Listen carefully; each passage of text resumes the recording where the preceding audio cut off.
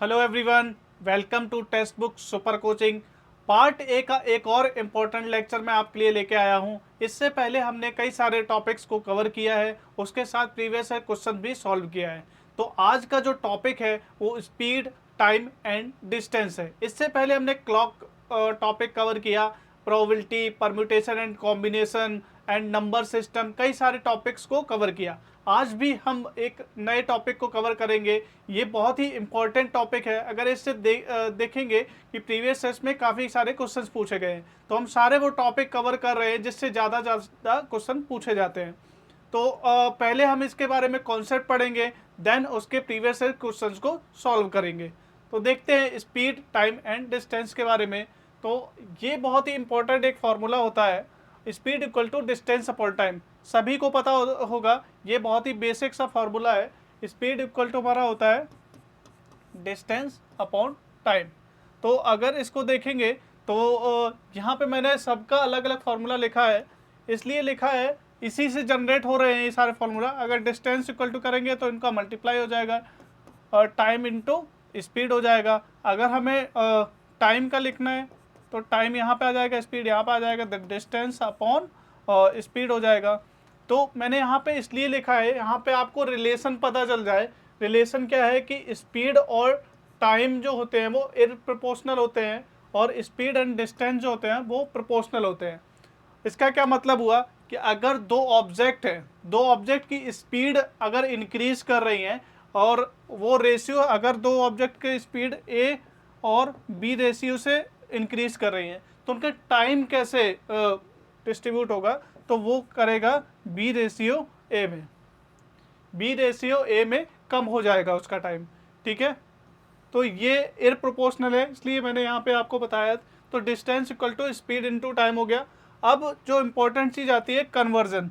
कभी कभी आपको दिया होता है कि स्पीड किलोमीटर पर आवर में दी गई है लेकिन टाइम सेकंड में दे दिया गया है, या डिस्टेंस आपकी मीटर में दे दी गई है, तो आपको कन्वर्ट करना पड़ेगा वहाँ पे क्वेश्चन को सॉल्व करने के लिए। कैसे कन्वर्ट करेंगे? अगर एक्स स्पीड है जो कि किलोमीटर पर आवर में है, अगर इसको आपको कन्वर्ट करना है मीटर पर सेकंड में, तो आप डायरेक्टली 5/18 का मल्टीप्लाई करेंगे एक्स में, और वो आपका मीटर पर सेकंड में हो जाएगा, मीटर पर सेकंड में हो जाएगा। ये आता कैसे है वो मैं एक बार आपको बता देता हूँ कि किस तरीके से ये आता है। आपको याद यही रखना है कि 5/18 से मल्टीप्लाई करते हैं, लेकिन आता कैसे है वो भी अगर आपको पता रहेगा तो आप और ज़्यादा कॉन्फिडेंट रहेंगे कि आपको चीज़ें कहाँ से आ रही हैं वो भी पता है। तो x किलोमीटर है, किलोमीटर को अगर मीटर में हम डिवाइड कन्वर्ट करेंगे तो क्या हो जाएगा? 1000 लिख सकते हैं, 1000 मीटर लिख सकते हैं किलोमीटर को। और अगर हम आवर को सेकंड में लिखना हो तो 60 इंटू 60 मिनट, फिर 60 सेकंड, तो इसको सेकंड में कन्वर्ट हो गया, तो मीटर पर सेकंड में हो गया। अब इसको सॉल्व कर लेंगे तो 5/18 ही आता है।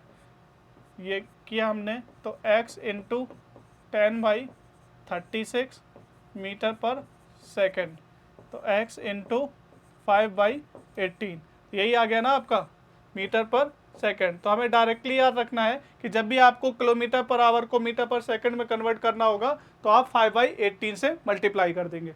अगर इसका उल्टा हुआ कि मीटर पर सेकंड में यहाँ पे दिया गया है और आपको यूज़ करना है किलोमीटर पर आवर में, तो आप किस तरीके से यूज़ करेंगे? अगर x दिया गया है आपका मीटर पर सेकंड में, तो आप क्या करेंगे? इसका उल्टा कर देंगे, 18/5 x किलोमीटर पर आवर। ये आपसे डायरेक्टली नहीं पूछा जाएगा, लेकिन ये आपके क्वेश्चंस में यूज हो रहा होगा। जब आप कैलकुलेशंस करेंगे तो वहां पर यूज होगा। अगर आपको डायरेक्टली पता है तो डायरेक्टली आप इसको सॉल्व कर सकते हैं।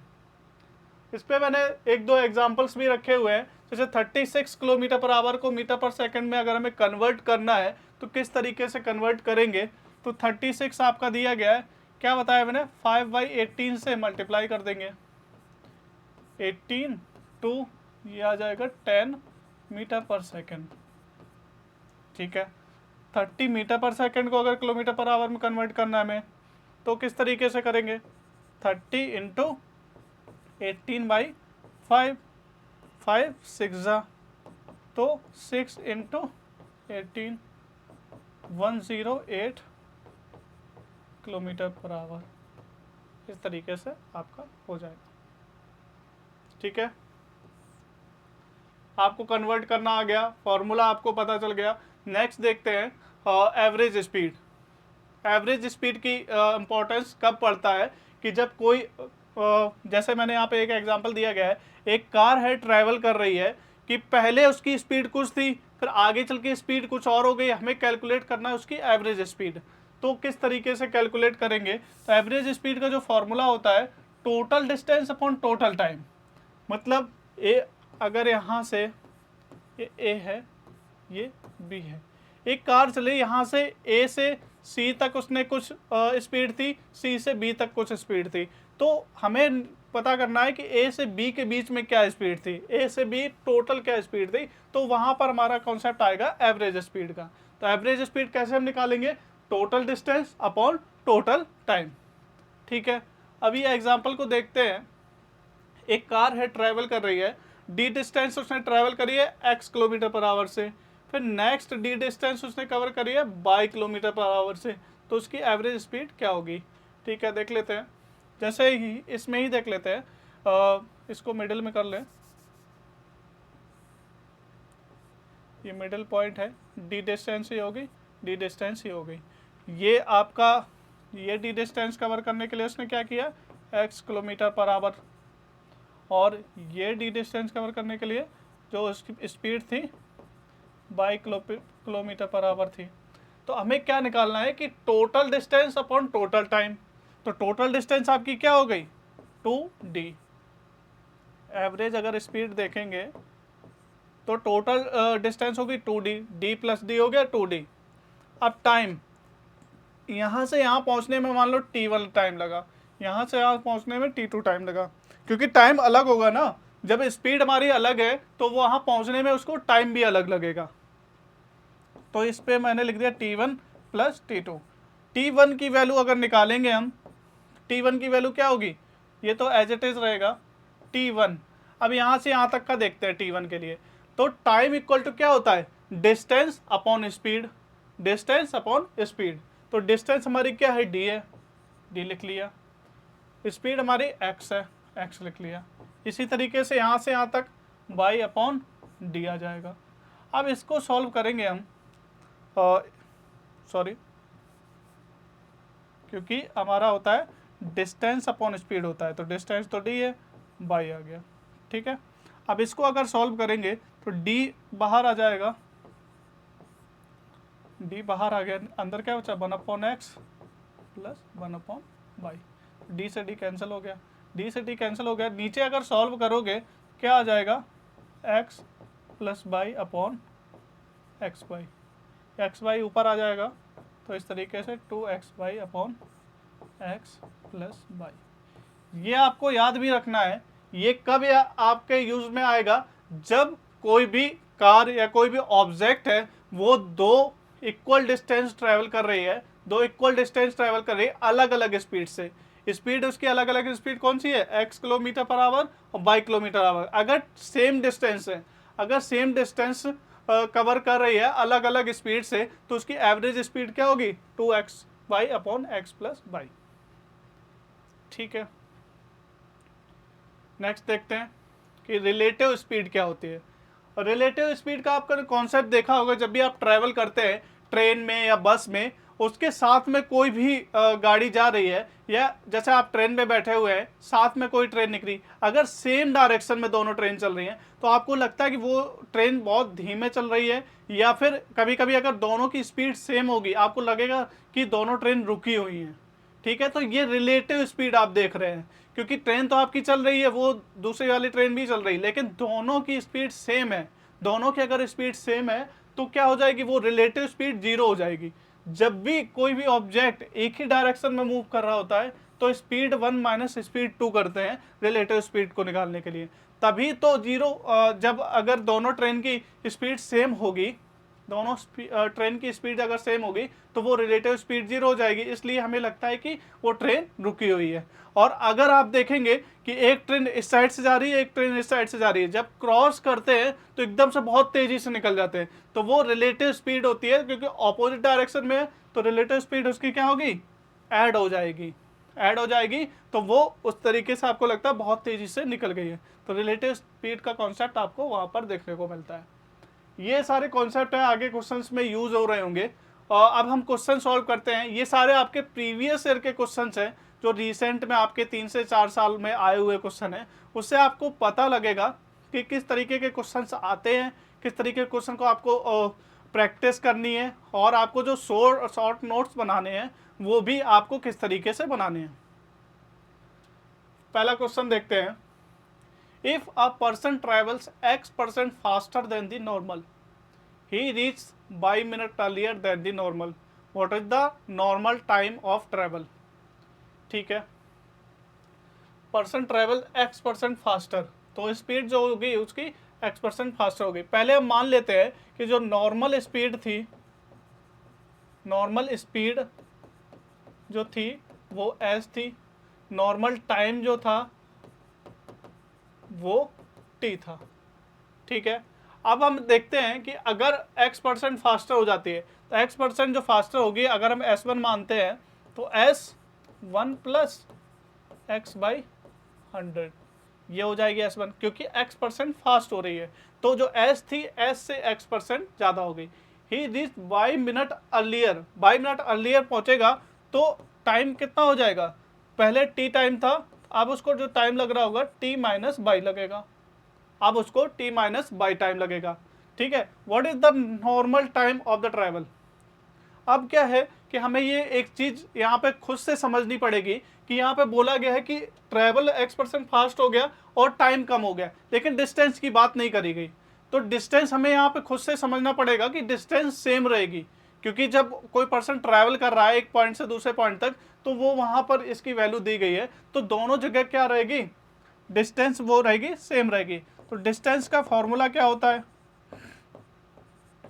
Speed into time, speed into time रहता है। तो हम क्या करेंगे कि दोनों में डिस्टेंस अगर सेम है तो दोनों की डिस्टेंस को हम सेम कर देंगे। पहले की डिस्टेंस आ जाएगी s इंटू टी, दूसरे क्या आ जाएगी s1 इंटू T1, ये आ गया। st हम यहाँ पे ऐसे ही लिखेंगे, s1 की वैल्यू क्या है हमारी, s1 plus X Y 100, T1 की वैल्यू क्या है t माइनस वाई, ये आ गया। एस से एस यहाँ पे कैंसिल हो जाएगा। अब इसको आगे सॉल्व करते हैं, नेक्स्ट में कर लेते हैं। यहाँ पे अगर देखेंगे तो t इक्वल टू, इसको यहाँ पे करेंगे 100 plus X by 100 and t minus by, और इसमें सॉल्व करते हैं। t इक्वल टू है हमारा यहाँ पे, t equal to 100 plus X by 100 and t minus by. इसको अगर सॉल्व करेंगे तो यहाँ आ जाएगा क्या, 100t 100 plus x and t minus by. हमें वैल्यू किसकी निकालनी है, यहाँ पे पूछा गया नॉर्मल टाइम, नॉर्मल टाइम हमारा क्या था, t था, तो यहाँ पे हमें वैल्यू निकालनी है t की। तो यहाँ पे देखेंगे t की वैल्यू निकालने के लिए यहाँ पे 100t हो गया, इसका मल्टीप्लाई करेंगे 100t प्लस tx, इसका मल्टीप्लाई करेंगे माइनस 100 बाई और माइनस के x बाई, ये आ गया। ये 100t कैंसिल हो गया, यहाँ पे क्या बचा, 0 equal to T X minus 100 by minus X Y. तो यहाँ पे टी एक्स को इस साइड ले आते हैं, ये माइनस के दोनों एक साइड कर लेंगे, टी एक्स एक साइड कर लेंगे, तो टी एक्स इक्वल टू क्या आ जाएगा, 100 बाई प्लस एक्स वाई। अब t की वैल्यू हमें निकालनी है ना, तो t इक्वल टू क्या कर देंगे, 100 by upon X plus X Y upon X. ठीक है, ये एक्स एक्स कैंसिल हो जाएगा और यहाँ से बाई को हम कॉमन ले लेंगे। बाई को जब कॉमन लेंगे तो 100 upon X plus 1 and by, ये हमारा आंसर हो जाएगा। 100 अपॉन एक्स प्लस वाई, ऐसा कोई ऑप्शन है, 100 अपॉन एक्स प्लस 1 और वाई। ठीक है, ये आंसर हो गया आपका फर्स्ट। यहाँ पे बस कैलकुलेशन थी। अगर आप कॉन्सेप्ट को देखेंगे यहाँ पे यही छुपा हुआ था कि डिस्टेंस सेम है, दोनों की डिस्टेंस हमने इक्वल करी और वहां से हमारी टी की वैल्यू इजिली आ गई। नेक्स्ट क्वेश्चन सॉल्व करते हैं। और distance from city P to city Q is 27 kilometre. ठीक है, जो भी दिया गया है उसको हम यहाँ पे बना लेते हैं। पी है और क्यू है, उनके बीच की टोटल डिस्टेंस हमारी कितनी है? 27 kilometre. Next, A and B start walking from P towards Q at speed 5 km per hour and 7 km per hour respectively. B reaches Q, returns immediately and meet A at R. What is the distance between P and R? Assume all the three city at one straight line. ठीक है, ये straight line दी गई है, इसकी kilometre में अगर distance देखेंगे 27 kilometre है। अब ये बोला गया है ए और बी, और पी से स्टार्ट करते हैं चलना, और ये होता है कि जो बी है, एक का स्पीड दी गई है 7 किलोमीटर पर आवर और की 5 किलोमीटर पर आवर, तो ए की है हमारी 5 किलोमीटर पर आवर और बी का है 7 किलोमीटर पर आवर। ठीक है, बी की स्पीड ज़्यादा है तो बी पहले क्यू तक पहुंचेगा, और ए की स्पीड कम है तो वो क्यू पे बाद में पहुंचेगा। अब हमें कंडीशन ये दी गई है कि ए जो बी है वो क्यू तक गया और फिर वापस आ गया, क्यू पर गया और वापस आ गया, और यहाँ कहीं आर पॉइंट है जहां पर ये इससे ए से मिला। यही बोला गया ना, B reaches Q and returns immediately and meets at R. जब वापस आएगा, एक स्ट्रेट लाइन में बोला गया है, जब उसी स्ट्रेट लाइन पे वापस आएगा तो कहीं यहाँ पर आर पॉइंट पे वो मिल रहा होगा। यहाँ पे एक डिस्टेंस मान लेते हैं एक्स है, और ये डिस्टेंस फिर कितनी हो जाएगी? 27 माइनस एक्स, ये हो गया। ठीक है, अब यहाँ पे हमें क्या क्या पता है? एक तो हमें स्पीड पता है, दोनों की डिस्टेंस पता है टोटल, और यहाँ पे हमें ये पता है। अब दोनों के लिए अगर हम देखें, ए को यहाँ पे जितना पहुँचने में टाइम लगा, बी को वहाँ जाके वापस आने में उतना ही टाइम लगा, सेम टाइम लगा। ए को जहाँ पर आर तक पहुँचने में जितना टाइम लगा, बी को क्यू से आर तक पहुँचने में भी उतना ही टाइम लगा। तो यहाँ पे देखेंगे दोनों का टाइम सेम हो गया, तो T A equal to T B कर लेते हैं। T A equal to T B, दोनों का टाइम सेम हो गया। तो अब टी ए कैसे निकालेंगे? टाइम कैसे निकालते हैं? टाइम का क्या फॉर्मूला होता है? अभी मैंने बताया था डिस्टेंस अपॉन स्पीड। तो डिस्टेंस कितनी है? ए के लिए देखेंगे उसने 27 माइनस एक्स कवर किया है, अपॉन स्पीड तो आपकी 5 हो गई स्पीड। टी बी, बी का देखेंगे तो उसने 27 यहाँ से यहाँ तो कवर किया ही है, साथ में एक्स्ट्रा ये एक्स और कवर किया है। उसने पहले वो क्यू तक गया, क्यू से वापस आर पे आया, तो उसने 27 प्लस एक्स कवर किया है। और यहाँ पर अगर नीचे देखेंगे तो आपका 7 आ जाएगा। बस इसको सॉल्व करना है तो आपकी एक्स की वैल्यू आ जाएगी। यहाँ पर पूछा क्या गया है? What is the distance between P and R? P और आर के बीच की वैल्यू पूछी गई है, जो 27 माइनस एक्स है। तो एक्स की वैल्यू अगर हम निकाल लेंगे तो हमें यहाँ पे ईजिली यहाँ पे 27 माइनस एक्स की वैल्यू निकल के आ जाएगी। इसको अगर सॉल्व करते हैं, 7 का मल्टीप्लाई यहाँ करेंगे, इसका मल्टीप्लाई यहाँ करेंगे। नेक्स्ट में करते हैं 7 27 minus X equal to 5 27 plus X. इसको जब सॉल्व करेंगे अपन तो 7 7 जा 7 7 14 18 7 एक्स 5 7 35 3 135 प्लस 5x। तो x को एक साइड रख लेते हैं, इनको इस साइड रख लेते हैं, तो 12x हो जाएगा। 189 माइनस 135, x इक्वल टू क्या आएगा? 9 4, और यहाँ पे 8 में से 3 गया 5, 12। x इक्वल टू क्या आ जाएगा? 4.5, और 12 चौको 48, 4.5। ठीक है, ये 4.5 आपका आ गया, लेकिन हमें वैल्यू किसकी निकालनी है? ये आपके आ जाएगी what is the distance between P and R, P और R के बीच के डिस्टेंस क्या है 27 माइनस एक्स। यहीं पे लोग थोड़ा सा मिस्टेक करते हैं कि वो x की वैल्यू निकाल के आ जाएंगे और वो समझेंगे उनका करेक्ट हो गया। अगर यहाँ पे 4.27 माइनस एक्स हो गया 27 माइनस 4.5, इसको अगर सॉल्व करेंगे तो 4 अगर जाएगा 22.5, ये आपकी वैल्यू आ जाएगी। कोई है आंसर? जी हाँ, ये आपका आंसर आ गया। ठीक है, इसी तरीके के क्वेश्चंस आपको पूछे जाते हैं, तो जितनी ज़्यादा आप प्रैक्टिस करेंगे ना उतना ही ज़्यादा वहाँ पे टाइम कम लगेगा। सबसे इंपॉर्टेंट चीज़ है, मैं बार बार बोलता हूँ, अप्रोच क्वेश्चन का, किस तरीके से आप क्वेश्चन में अप्रोच करने वाले हैं, वो सबसे ज़्यादा इंपॉर्टेंट है। अगर वो आपको आ गया तो क्वेश्चन सॉल्व करना वो फिर कैलकुलेशन वाला पार्ट ही रह जाता है। नेक्स्ट क्वेश्चन देखते हैं। A 3-meter long car goes past a 4-meter long truck at rest on the road. The speed of the car is 7 meter per second. The time taken to go past is, ठीक है, यहाँ पे देखते हैं एक car है और यहाँ पे एक ट्रक है, 3 मीटर लॉन्ग है और ये आपका दिया गया 4 मीटर लॉन्ग। ठीक है, जब इसको ये पास करेगी, जब ये कार इसको पास करेगी तो उसको अपनी जो लेंथ है वो भी कवर करनी पड़ेगी और ट्रक की लेंथ है वो भी कवर करनी पड़ेगी। तो जब पास करेगी, जब ये यहाँ पर आ जाएगी तो ये डिस्टेंस कितनी हो जाएगी 3 हो जाएगी प्लस 4 हो जाएगी, तो टोटल डिस्टेंस कवर कितनी हो जाएगी, टोटल डिस्टेंस जो कवर करेगी वो 3 प्लस 4 करेगी, तो 7 मीटर। 7 मीटर कवर करना पड़ेगा इसको पास करने के लिए। 7 मीटर कवर करेंगे, हमें डिस्टेंस मिल गई है और हमें स्पीड पता है, तो हमें टाइम कितना हो जाएगा, time equal to the distance upon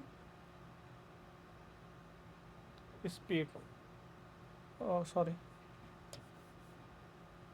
distance upon speed हो जाएगा। तो डिस्टेंस आपकी कितनी है 7 है, ये भी 7 है, 1 सेकेंड, 1 सेकेंड आ जाएगा आंसर आपका।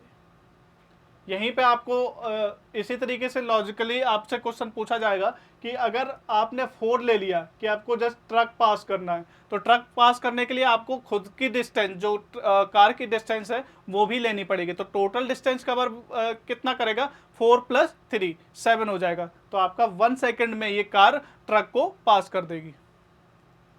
नेक्स्ट देखते हैं, 2 runner A and B start running from diametrically opposite points on a circular track.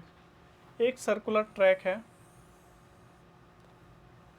मान लो एक पॉइंट ये है, एक पॉइंट ये है, ये बोला गया है डायमेट्रिकली अपोजिट पॉइंट पे, मैंने एक पॉइंट ये मान लिया, एक पॉइंट ये मान लिया, इन दी सेम डायरेक्शन, ये इंपॉर्टेंट है, एक ही डायरेक्शन में दोनों मूव कर रहे हैं। अब ये अगर इस डायरेक्शन में करेगा तो ये भी इसी डायरेक्शन में करेगा, यहाँ पे रिलेटिविटी वाला आपका कॉन्सेप्ट आ जाता है। A runs at a constant speed 8 kilometre per hour, B 6 kilometre per hour, catches with B in 30 minute. ये जो आप है ए जो constant speed 8 kilometre per hour, 8 kilometre per hour, और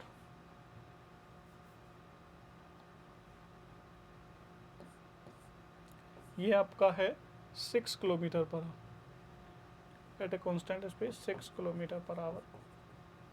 ठीक है, दोनों क्या करते हैं 30 मिनट बाद मीट करते हैं, तो 30 मिनट को हम क्या लिख सकते हैं 0.5 आवर लिख सकते हैं या 1.2 आवर लिख सकते हैं। ठीक है, तो जब एक दूसरे को मिलेंगे तो रिलेटिव स्पीड अगर इनकी देखेंगे, रिलेटिव स्पीड इनकी अगर हम देखेंगे तो माइनस कर देंगे, क्योंकि एक ही डायरेक्शन में, मैंने आपको बताया था कि जब भी रिलेटिव स्पीड निकालते हैं अगर सेम डायरेक्शन है, अगर डायरेक्शन सेम है तो हम माइनस कर देंगे, अगर ऑपोजिट डायरेक्शन है तो हम प्लस कर देंगे। तो यहाँ पे ऑपोजिट ये सेम डायरेक्शन है तो आपको 8 माइनस 6 करना पड़ेगा, रिलेटिव स्पीड आपकी आ गई 2 किलोमीटर पर आवर। अब आपका 1.2 है तो डिस्टेंस कवर हम देख लेंगे, 2 इंटू 1/2, ये आपका आ जाएगा 1 किलोमीटर। यहाँ देखिए एक ऑप्शन दिया गया है 1 किलोमीटर, ये 1 किलोमीटर आपका आंसर नहीं होगा, 1 किलोमीटर आपका आंसर नहीं होगा। उसका रीज़न क्या है कि जब भी ये यहाँ मूव कर रहा है, ये यहाँ मूव करता जा रहा है, तो ऐसा ज़रूरी नहीं है 30 मिनट जो आपका आएगा 1 किलोमीटर पे ही आ जाएगा, ये हाफ कवर कर रहा होगा। जब ये मिलेंगे तो वो हाफ कवर कर रहे होंगे, तो इसलिए 1 × 2 करना पड़ेगा, तो 2 किलोमीटर आपका आंसर आएगा। इसका आ गया आपका 2 किलोमीटर आंसर। इसका मैं एक बार और अच्छे से बता देता हूँ आपको। जैसे यहाँ पे ये ट्रैक था, जो हमारा 8 किलोमीटर पर आवर स्पीड थी और 6 किलोमीटर पर आवर थी स्पीड थी। ये ऑपोजिट डायरेक्शन में मूव कर रहे थे, ऑपोजिट डायरेक्शन में दोनों खड़े थे और सेम डायरेक्शन में मूव कर रहे थे। सेम डायरेक्शन में जब मूव कर रहे थे, तो जब ये यहाँ से चक्कर लगाएगा, जब ये यहाँ से चक्कर लगाते हुए आएगा, अगर हम देखें 30 मिनट में ये कहाँ पहुँच रहा, 30 मिनट में ये कहाँ पहुँच रहा, तो 30 मिनट में अगर हम इसको देखें तो मतलब हाफ एन आवर, सॉरी,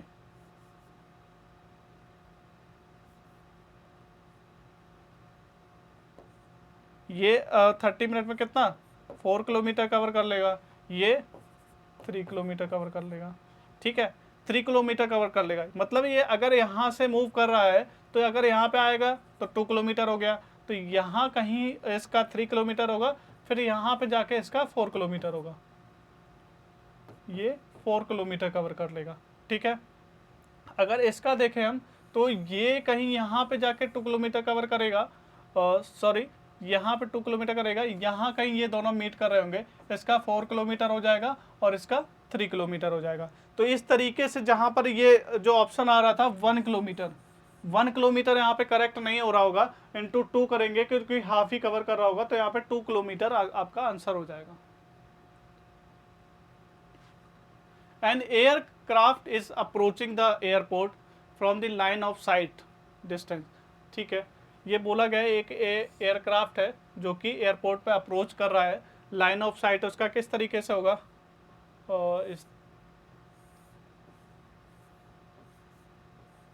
इस तरीके से अप्रोच कर रहा होगा, तो हम देखो लाइन ऑफ साइट इस तरीके का कुछ होगा, और यहाँ पे बोला गया है डिस्टेंस जो है वो 10 किलोमीटर दी गई है, 10 किलोमीटर दी गई है। Landing a point in the current at a height of 5 kilometre, ये जो हाइट दी गई है बोला गया ये 5 किलोमीटर है। तो इस तरीके से अगर अप्रोच कर रहा है तो ये आपका पाइथागोरस थ्योरम लग जाएगा। हमें पूछा क्या गया है, एंगल ऑफ एलिवेशन, तो ये आपका एंगल पूछा गया है। हमें ये डिस्टेंस पता है, ये डिस्टेंस पता है, तो हम क्या लगा लेंगे यहाँ पे साइन थीटा लगा लेंगे। साइन थीटा इक्वल टू क्या हो जाएगा 5/10, 1/2, 1/2 किसकी वैल्यू होती है, थीटा इक्वल टू 30 डिग्री की। इजली आप यहाँ पे सॉल्व कर पाएंगे।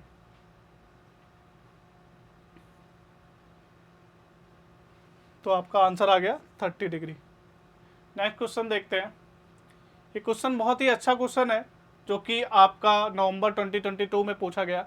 आपको बहुत ज़्यादा थोड़ा सा दिमाग लगाना पड़ेगा इसमें।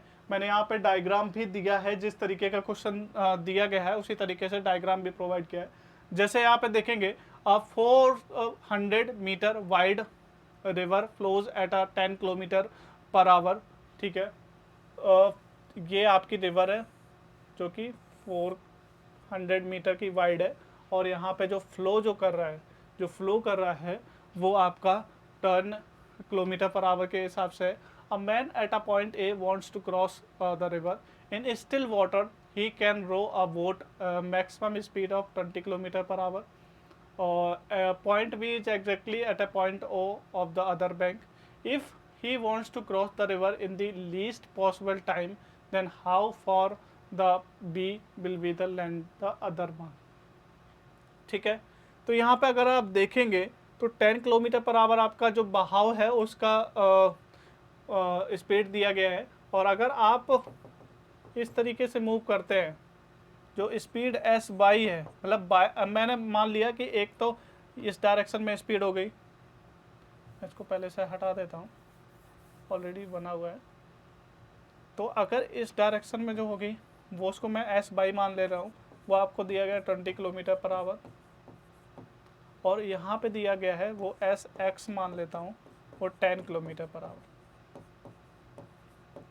ठीक है, अभी यहाँ पे निकालना क्या हमें, डिस्टेंस। जब हमें डिस्टेंस निकालना है, स्पीड हमारे पास है, तो हमें क्या चाहिए, टाइम। फॉर्मूले में हमारी तीन ही चीज़ें हैं, या तो स्पीड, टाइम एंड डिस्टेंस। तो हमारे पास स्पीड तो है इसकी, लेकिन इस डायरेक्शन में ही हमें डिस्टेंस निकालना है, तो हमारे यही स्पीड को देखना पड़ेगा। तो हमारे पास स्पीड तो है, लेकिन जो टाइम नहीं है, कितने टाइम में यहाँ से यहाँ तक वो पहुँचेगा। तो ये टाइम अगर हम निकाल लेंगे तो फॉर्मूले में रख के इसको हम सॉल्व कर लेंगे। तो टाइम निकालने के लिए क्या करना पड़ेगा, तो हमें यहाँ पर डिस्टेंस ये वाली दी गई है, डिस्टेंस ये वाली डिस्टेंस अगर हमें पता है, और बी बाई या एस बाई हम कह लें, एस बाई के डायरेक्शन में हमें वो भी पता है कि स्पीड भी इसकी पता है, तो यहाँ का जो टाइम लगेगा, जो यहाँ से यहाँ तक का टाइम लगेगा, क्योंकि हम इस तरीके से मूव करेंगे तो वो जो टाइम लगेगा वही यहाँ पे टाइम लग रहा होगा। तो टाइम के लिए हम क्या करेंगे, टाइम के लिए क्या फॉर्मूला होता है, डिस्टेंस अपॉन स्पीड। स्पीड यहाँ पे कौन सी होगी, एस बाई वाली होगी। 400 अपॉन एस बाई कितना होगा, 20। अब एक चीज़ है, 20 किलोमीटर पर आवर में दिया गया है, जी हाँ 20 किलोमीटर पर आवर में दिया गया है, ये आपका 400 मीटर है। तो इसको हमें कन्वर्ट करना पड़ेगा, 20 को 5/18 करेंगे तो आपका कितना आ जाएगा, इसको यहाँ पर ही रख लेते हैं वैल्यू, इसको यहाँ पर ही रख के सॉल्व कर लेंगे। 20 इंटू 5/18, ठीक है। यहाँ पे इसको सॉल्व करेंगे तो 20 आ जाएगा, 20 इंटू 18, ये सॉल्व किया, सॉरी कुछ तो गड़बड़ हो रहा है, एक बार कैलकुलेशन देख लेते हैं। तो यहाँ से अगर सॉल्व करेंगे, ये 20 था, 0 से ये 0 गया, 2 से ऊपर आएगा 20 इंटू 18/5, 5 4 1872 सेकंड में ये आ जाएगा 72 सेकंड। अब 72 सेकंड लग रहा है इसको बी तक पहुंचने के लिए, उतना ही टाइम उसको लगेगा यहाँ से बी से इस पॉइंट तक पहुंचने के लिए। तो अब हम यहाँ से हमें पता है, और डिस्टेंस के लिए क्या फार्मूला होगा, स्पीड इंटू टाइम। तो 10 इंटू 5/18 इंटू 72, 5/18 क्यों किया, क्योंकि किलोमीटर पर आवर में था, इसलिए उसको कन्वर्ट करना है। 18 चौक 72 4, तो ये आ जाएगा 10 इंटू 5 इंटू 4 और 5 20, 200। तो आपकी जो डिस्टेंस आ जाएगी वो 200 मीटर आ जाएगी। तो एक बार मैं फिर से ये क्वेश्चन को बता देता हूँ कि किस तरीके से ओवरऑल हमने सॉल्व किया है। तो एक जो रिवर थी उसकी जो विड्थ थी वो 400 मीटर दी गई थी। अगर हम हॉरिजेंटल डायरेक्शन में देखें, जो रिवर का फ्लो था वो 10 किलोमीटर पर आवर से जो फ्लो कर रहा था, और जो वर्टिकल डायरेक्शन में अगर हमें जाना है तो वहाँ पर पहुँचने के लिए हमें स्पीड करनी पड़ेगी 20 किलोमीटर पर आवर की। 20 किलोमीटर पर आवर की ये स्पीड थी, ये आपकी थी 10 किलोमीटर पर आवर की। जो टाइम लगेगा, हमें इस तरीके से मूव करेंगे, जो टाइम लगेगा हॉरिजेंटल और वर्टिकल वाला सेम ही लगेगा। तो हमने वो टाइम पहले निकाला कि कितना टाइम लगेगा, वो हमारा निकल के आया 72 सेकेंड। 72 सेकेंड जो निकल के आया उसको हमने जो अपना बहाव था, जो रिवर का फ्लो था, उसके स्पीड के साथ हमने मल्टीप्लाई किया और वहाँ पे हमारी वैल्यू आ गई 200 मीटर। तो इस तरीके से ये क्वेश्चन को अप्रोच करना था। नेक्स्ट क्वेश्चन देखते हैं। If the speed of a train is increased by 20%, it's travel time between the two station reduced by 2 hours. ठीक है, और स्पीड आपकी ट्रेन की इंक्रीज कर रही 20%। पहले मान लेते हैं, पहले स्पीड उसकी ये थी और टाइम उसका ये था। इनिशियल फेज में देखेंगे, अगर इसको मान लेते हैं S1, जब इंक्रीज करी तो S1 हो गई, तो S1 प्लस 20/100, ये आपकी स्पीड हो गई। If travel time between the two station reduce by 2 hour, तो ट्रैवल टाइम आपका रिड्यूस हो गया, तो ट्रैवल टाइम आपका क्या होगा, T1 minus, sorry travel time है ये, परसेंटेज में नहीं है। तो यहाँ पे अगर आप देखोगे T माइनस 2 आवर, तो 2 हो गया, t माइनस 2 हो गया। अब नेक्स्ट अगर देखेंगे कि एक और कंडीशन दी गई है, if its speed is decreased by 20, पहले इंक्रीज करी फिर डिक्रीज करी, अगर डिक्रीज करेगी तो यहाँ पे s2 अगर हम देखेंगे तो s1 माइनस 20/100, तो जो टाइम जो बढ़ जाएगा यहाँ पे कम हो गया था क्योंकि इंक्रीज करी थी। अगर यहाँ पे देखेंगे तो t2 कितना हो जाएगा, t+3। अब ये देख रहे हैं ना, सारे चीज में क्या है, डिस्टेंस आपकी सेम है, तो इंक्रीज करा हमने, स्पीड चेंज करी है, टाइम चेंज हुआ है उसकी वजह से, लेकिन यहाँ पे डिस्टेंस सेम है। तो फिर से वही चीज आ गई कि S1 T1 equal to S2 T2। क्यों? क्योंकि D1 इक्वल टू D2 है और डिस्टेंस इक्वल टू क्या होता है, स्पीड इनटू टाइम हो जाता है हमारा। तो इसको अगर सॉल्व कर लेंगे तो हमारी वैल्यू आ जाएगी। क्या निकालना है, what is the normal duration of the travel. Normal duration हमारा क्या है, t है, तो t हमें निकालना है इससे सॉल्व करके। तो कैसे निकालेंगे, मल्टीप्लाई इस पे कर लेंगे। तो इसको देखते हैं, s1 + 20/100 और जो इसमें क्या था, s1 t1 equal to s2 t2। s1 की वैल्यू हमारी ये हो गई, t1 की वैल्यू क्या थी, t-2, s2 की वैल्यू क्या थी, s1 माइनस 20/100, t2 की वैल्यू क्या थी, t+3। इसको अगर सॉल्व करेंगे तो s से s यहाँ पे वैसे ही कैंसिल हो जाएगा, तो वो 1 प्लस यहाँ पे देखेंगे तो 1/20 को डिवाइड करे से 1/5 आ जाएगा और यहाँ पे t-2 रहेगा। इसको भी सॉल्व कर लेते हैं, 1 माइनस 1/5 आ जाएगा, t+3। इसको बस सॉल्व करना है, आप अपने तरीके से भी सॉल्व कर सकते हैं।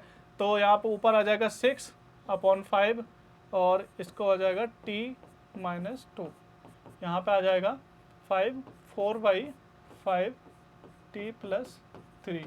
जस्ट सॉल्व करना है इसको हमने कैंसिल कर दिया और 2 3 ज़ा और 2 ज़ा 3 का मल्टीप्लाई किया अंदर, 3t - 6 equal to 2t plus का 6 और ये t साइड आएगा तो t इक्वल टू क्या आ जाएगा, 12। तो ये आपका 12 आंसर आ जाएगा। ऑप्शन देखते हैं, जी हाँ 12 आवर जो लगेंगे आपको इसमें, नॉर्मल जो ड्यूरेशन टाइम था वो आपका 12 आवर था। नेक्स्ट क्वेश्चन देखते हैं। ये सारे क्वेश्चन आपको अप्रोच आपको पता चल रही होगी कि इस क्वेश्चन में किस तरीके से करना है, कि जहाँ पर यहाँ पर कहीं पे नहीं लिखा था आपका कि जो ड्यूरेशन है वो जो स्पीड है वो आपकी चेंज हो रही है, ड्यूरेशन उसी की वजह से चेंज हो रही है, लेकिन जो डिस्टेंस है वो सेम रहेगी। वो आपको खुद से समझना होगा। ये तभी आप समझ पाएंगे जब आप बहुत सारे क्वेश्चन की प्रैक्टिस करेंगे। पहले इसीलिए मैं कहता हूँ कि पहले प्रीवियस ईयर क्वेश्चन को सॉल्व करना है, देन उसके सिमिलर क्वेश्चन को भी सॉल्व करना है। आप अगर CSIR नेट में देखेंगे तो कोई भी डिफाइंड सिलेबस नहीं है, कोई भी डिफाइंड सिलेबस नहीं है, इसलिए आपको प्रीवियस ईयर पे बहुत ज़्यादा फोकस होना पड़ता है। तभी आपको पता चलेगा कि क्वेश्चंस आ कैसे रहे हैं, आपको कैसे अप्रोच करनी है क्वेश्चंस पे, तभी आप उस तरीके के सिमिलर क्वेश्चन भी सॉल्व कर पाएंगे। ठीक है, नेक्स्ट क्वेश्चन हम देखते हैं जो कि आपका फरवरी 2022 में आया हुआ है। ये सारे क्वेश्चन जो रिसेंट में ही आए हुए हैं वो सारे हम सॉल्व कर रहे हैं। ये फरवरी 2022 में आया हुआ है। इसमें देखते हैं, a train running at 36 km/h crosses a mark on the platform in 8 second and takes 20 seconds to cross the platform. What is the length of platform. यहाँ प्लेटफॉर्म की लेंथ पूछी गई है। मान लो ये प्लेटफॉर्म है और एक मार्क था, यहाँ पे ही मार्क था, इसको क्रॉस करने में ट्रेन को लग रहा है टाइम 8 सेकेंड और टोटल प्लेटफॉर्म को क्रॉस करने में लग रहा है 20 सेकेंड। तो इसका क्या मतलब हुआ कि एक मार्क को क्रॉस करने में टाइम लग रहा है। जो मार्क को क्रॉस करने का टाइम इसलिए लग रहा है क्योंकि ट्रेन की खुद की कुछ लेंथ है, खुद की कुछ लेंथ है। जब इस लेंथ को क्रॉस करने में उसको टाइम लग रहा है, मार्क तो एक मार्क है ना, बस उसको क्रॉस करने में उसको टाइम नहीं लगेगा, जो उसकी खुद की लेंथ है उसको क्रॉस करने में उसको टाइम लग रहा है। तो यहाँ पर क्वेश्चन में यही कहना चाह रहा है कि यहाँ से आपको ट्रेन की लेंथ पता चलेगी, यहाँ से आपको ट्रेन की लेंथ पता चलेगी। जब ट्रेन की लेंथ पता चलेगी देन आप प्लेटफॉर्म की लेंथ को निकाल पाएंगे। तो इसको हम सॉल्व करते हैं। 8 सेकंड आपको पहले तो में दिया गया 36 किलोमीटर पर आवर और 8 सेकंड, यहाँ सेकंड और किलोमीटर का डिफरेंस है, तो हम पहले जो स्पीड है वो 36 किलोमीटर पर आवर की है।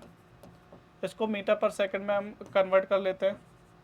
36 इंटू 5/18, तो ये आ जाएगा 10 मीटर पर सेकंड। 10 मीटर पर सेकंड के हिसाब से चल रही है। तो 8 सेकंड उसको कन्वर्ट जो हमारा मार्क था उसको क्रॉस करने में लगा। तो ट्रेन की जो लेंथ होगी, लेंथ ऑफ ट्रेन जो आ जाएगी, लेंथ मतलब डिस्टेंस ही मान सकते हो आप, 10 इंटू आपका 8 आ जाएगी, तो ये आपका 80 मीटर रहेगा। ये ट्रेन की लेंथ हो गई। अब 20 सेकंड उसको प्लेटफॉर्म क्रॉस करने में लगे। जो प्लेटफॉर्म, जैसे यहाँ पे ट्रेन है, यहाँ पे ट्रेन है, जब इसको प्लेटफॉर्म क्रॉस करेगी तो ये यहाँ पे आ जाएगी, कुछ तो यहाँ पे आ जाएगी। तो जब उसको क्रॉस करने में केवल प्लेटफॉर्म की लेंथ नहीं करनी पड़ेगी, उसको खुद की लेंथ भी ऐड करके करनी पड़ेगी क्रॉस, तभी वो कंप्लीटली इसको क्रॉस कर पाएगी। तो प्लेटफॉर्म की लेंथ मान लेते हैं x प्लस उसको 80, ये क्रॉस करना पड़ेगा तब वो कंप्लीटली क्रॉस करेगी। ठीक है, उसकी लेंथ हमको, स्पीड तो हमें पता ही है, तो अगर हमें स्पीड पता है, हमें लेंथ निकालनी है, तो लेंथ टोटल कितनी हो जाएगी, x plus 80 equal to 10 into 12, 10 into 12, तो 120। एंड आई थॉट इस पे यहाँ पे कुछ तो मिस हो रहा है।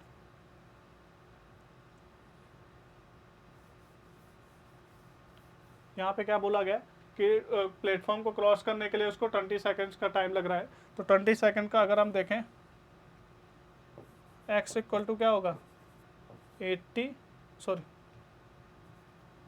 आपका जो 10 इंटू जो टाइम लग रहा है आपका 20 लग रहा है, तो 200 मीटर।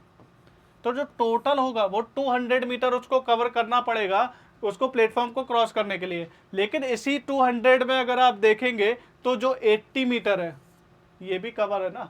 मैंने आपको बताया कि जब ट्रेन यहाँ पे होगी, जब ट्रेन यहाँ पे होगी फिर यहाँ पे आएगी, तो जो टोटल लेंथ होगी उसको इतना कवर करना पड़ेगा।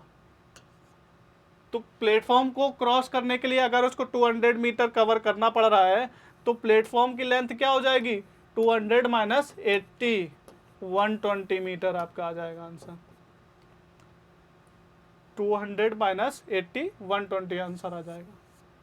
इसी तरीके के क्वेश्चंस को थोड़ा सा घुमाते हैं कि आपका एप्टीट्यूड चेक करा जाए कि आप पूरी तरीके से अच्छे से क्वेश्चंस को पढ़ रहे हैं नहीं पढ़ रहे हैं। आप वहाँ पे उतना ज़्यादा टाइम नहीं दे पाएंगे, इसलिए आपको पहले से ही कई सारे क्वेश्चंस की प्रैक्टिस करनी पड़ेगी। नेक्स्ट देखते हैं, अ cyclist covers a certain distance eight a constant speed if a joggers cover half the distance in double the time at the cyclist, the ratio of the speed of the joggers to the cyclist। ठीक है, ये बोला गया है एक cyclist था, वो D distance cover कर रहा है, मैंने मान लिया एक डी डिस्टेंस कवर कर रहा है, वो साइक्लिस्ट कर रहा है। अगर हम जॉगर्स देखें तो वो हाफ डिस्टेंस कवर कर रहा है, तो मतलब डी/2 डिस्टेंस कवर करेगा। और उसकी जो स्पीड है वो कांस्टेंट है, स्पीड आपकी कांस्टेंट बोली गई है।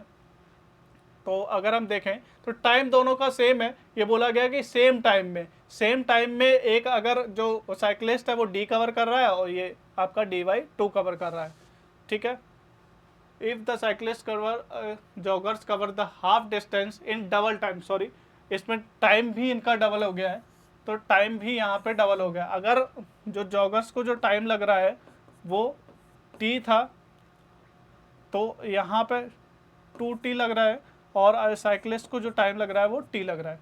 तो अब दोनों की स्पीड का पूछा गया है, तो s1 s2 कर लेते हैं। स्पीड इक्वल टू क्या होता है, डिस्टेंस अपॉन टाइम, तो d1 upon t1, d2 upon t2।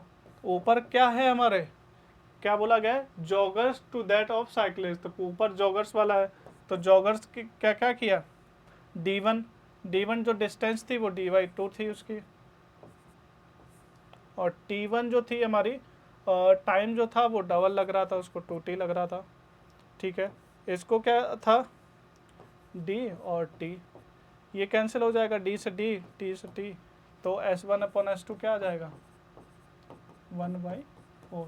दोनों का अगर रेशियो निकालेंगे तो 1/4 आ जाएगा। बहुत, ये तो बहुत ही सिंपल क्वेश्चन था, इससे पहले वाले क्वेश्चन काफ़ी अच्छे आए हुए हैं। इस तरीके के क्वेश्चंस भी आपको पूछे जाते हैं, 2 नंबर आप इजीली यहाँ पे स्कोर कर सकते हैं। नेक्स्ट क्वेश्चन है जो कि आपके सितंबर 2022 में पूछा गया है। A person takes 1 hour more to cover a certain distance walking at a speed of 2 kilometre per hour compare to walking at 3 kilometre per hour. ठीक है, एक पर्सन को t लग रहा है तो दूसरे को क्या लगेगा, t+1 लग रहा है। सर्टेन डिस्टेंस, यहाँ पे भी देखो बोला गया कि सर्टेन डिस्टेंस है, तो डिस्टेंस जो है वो दोनों के लिए सेम हो गई है, दोनों की स्पीड दी गई है, तो डिस्टेंस अगर d1 इक्वल टू d2 कर लेंगे तो क्या हो जाएगा, स्पीड हमारी फर्स्ट की क्या है 2 है, तो 2 जिसकी स्पीड है उसको टाइम ज़्यादा लगेगा ना, t+1 लगेगा, और जिसकी 3 है उसको t लगेगा, तो 2t+2 equal to 3t, 2t उस साइड जाएगा तो t इक्वल टू हमारा 2 आ जाएगा। जो टाइम उसको लग रहा है, जो इसको टाइम लग रहा है ना, वो आपका 2 लग रहा है, तो अगर डिस्टेंस निकालेंगे तो ये d2 वाली निकाल लेते हैं, 3 × 2 हो जाएगा तो 6 किलोमीटर, सॉरी ये किलोमीटर में नहीं होगा, आपका आवर में होगा, ये आपका आंसर आ जाएगा 6। इसी तरीके के क्वेश्चंस को और हम आगे सॉल्व करेंगे। स्पीड, टाइम एंड डिस्टेंस एक टॉपिक बहुत ही इंपॉर्टेंट टॉपिक है, अगर आप देखेंगे प्रीवियस ईयर्स में हर बार मोस्टली क्वेश्चन पूछा गया है। मैं आपको दिखा देता हूँ, सितंबर में क्वेश्चन आया, 2019 में आया, ये फरवरी में आया, और जून में, हर बार मोस्टली ये क्वेश्चंस पूछे जा रहे हैं। अगर आप देखेंगे तो बहुत ही इंपॉर्टेंट टॉपिक है, अच्छे क्वेश्चंस पूछे जाते हैं, इसके लिए आपको प्रैक्टिस करनी पड़ेगी। मैं आपको बहुत सारे क्वेश्चंस की प्रैक्टिस करवा रहा हूँ ऑलरेडी, 3 से 4 टॉपिक हमने कवर कर लिए हैं, जिसने नहीं देखा है वो जाके एक बार प्लेलिस्ट में देख सकता है। और हमने इससे पहले जो टॉपिक कवर किए हैं वो हैं आपके क्लॉक हमने कवर कर लिया है, प्रोबेबिलिटी कवर कर लिया है, नंबर सिस्टम, और आपका परम्यूटेशन एंड कॉम्बिनेशन। आज स्पीड, टाइम एंड डिस्टेंस भी कवर हो गया। इसी तरीके के और भी टॉपिक हम लोग कवर करेंगे तो आपके एग्जाम से पहले, सो दैट कि आप अच्छा स्कोर वहाँ पे कर सके। अगर आपको ये सेशन अच्छा लग रहा है, आप चाहते हैं कि और भी टॉपिक हम इस तरीके के कवर करें, तो आप सेशन को लाइक करिए और कमेंट करिए कौन से टॉपिक आप पढ़ना चाहते हैं, तो वही मैं टॉपिक आपके लिए लेके आऊँगा। Thank you everyone.